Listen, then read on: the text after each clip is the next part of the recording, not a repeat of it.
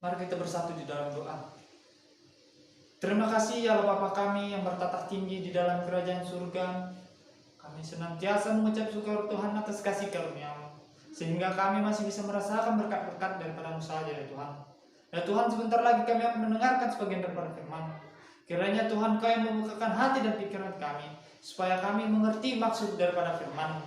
Terpuji dan termuliakan Kau sampai selama-lamanya. Di dalam Yesus Kristus kami berdoa serta mengucap syukur kepadamu. Amin. Shalom bagi kita semua. Yang menjadi nats kita pada hari ini tertulis di dalam Matius 23 ayat 1 sampai 7. Karena waktu yang singkat saya akan membacakan ayat 2, 3 dan 4. Demikian firman Tuhan. Ahli-ahli Taurat dan orang-orang Farisi telah menduduki kursi Musa. Sebab itu turutilah dan lakukanlah segala sesuatu yang mereka ajarkan kepadamu. Tetapi janganlah kamu turuti perbuatan mereka, karena mereka mengajarkannya tetapi tidak melakukannya. Mereka mengikat beban-beban berat lalu meletakkannya di atas bahu orang, tetapi mereka mereka sendiri tidak mau menyentuhnya. Demikian firman Tuhan. Shalom bagi kita semua. Yang menjadi tema kita pada khotbah kita pada hari ini ialah kemunafikan. Di dalam Matius 23 ini diceritakan bagaimana Yesus yang mengecam para ahli Taurat dan orang-orang Farisi, yang dimana mereka sangat mengerti dan sangat memahami akan maksud daripada hukum Taurat, tetapi mereka tidak melakukan apa yang diajarkan hukum Taurat tersebut kepada mereka. Mereka selalu mengajarkan sesuatu yang baik kepada orang lain, tetapi mereka tidak melakukan apa yang mereka ajarkan kepada orang lain tersebut. Yesus menggambarkan ahli Taurat dan orang-orang Farisi itu di dalam Matius 23 ayat 27.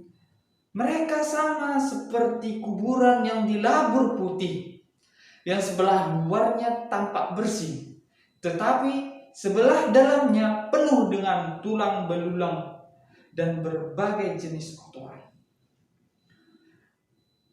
Sikap dari orang-orang Farisi dan ahli-ahli Taurat tersebut merupakan sebuah kesalahan yang tidak boleh kita tiru. Mengapa demikian? Mereka mengetahui apa yang baik, mereka mengetahui mana yang benar, tetapi mereka tidak mau melakukannya. Ini merupakan sebuah sikap kemunafikan, yang dimana mereka mengajarkan hal yang baik kepada orang lain, tetapi kepada mereka sendiri mereka tidak mau melakukan hal tersebut. Sebuah sifat kemunafikan yang dilakukan oleh orang-orang Farisi dan orang-orang Farisi dan orang ahli Taurat tersebut merupakan sebuah dosa. Karena itu Yesus sangat membenci orang-orang munafik, dan juga Allah sangat membenci akan hal-hal dari sifat kemunafikan. Kata munafik adalah sebuah kata yang sangat menyakitkan jika dilontarkan kepada kita. Di dalam Kamus Besar Bahasa Indonesia, kata munafik adalah sebuah kata yang artinya berpura-pura atau setia kepada suatu agama dan sebagainya, tetapi hati mereka tidak. Selalu mengatakan sesuatu yang tidak sesuai dengan perbuatan mereka atau bermuka dua.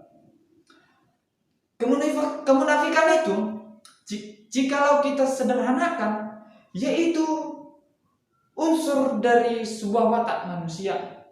Hingga kini banyak dari umat-umat Kristen yang masih banyak hidup dalam kemunafikan.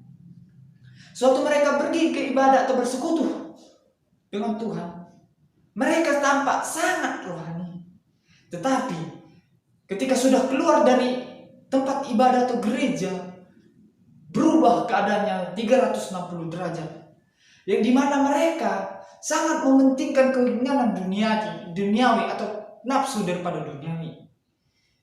Dan kebanyakan orang yang mengaku sebagai pelayan Allah, sebagai pelayan Tuhan, ketika mereka di luar dari gereja, mereka tidak mencerminkan atau tidak melakukan hal-hal sebagainya seperti pelayan-pelayan Allah.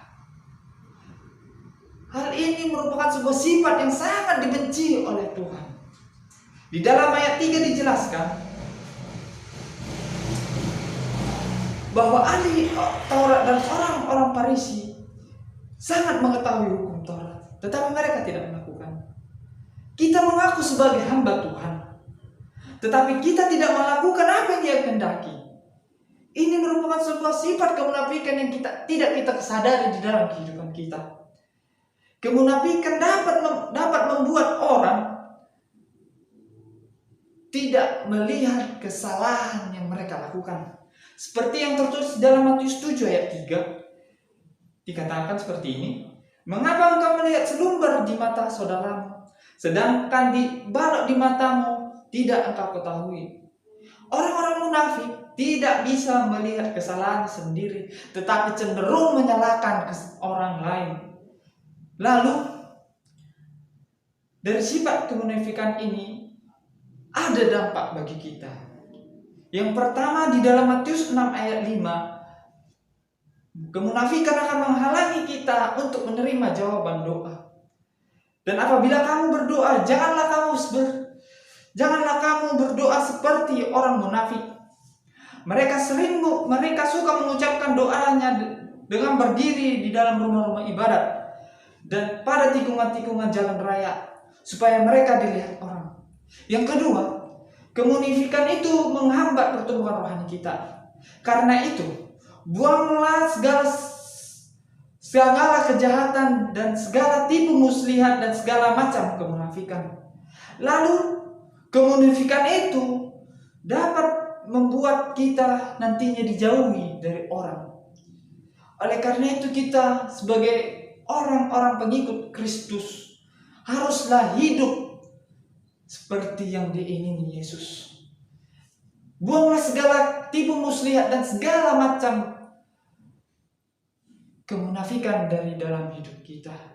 Karena itu buanglah segala kejahatan, segala tipu muslihat dan segala macam kemunafikan, supaya kamu bertumbuh dan beroleh keselamatan jika kamu benar-benar telah mengecap kebaikan daripada Allah. Demikian firman Tuhan.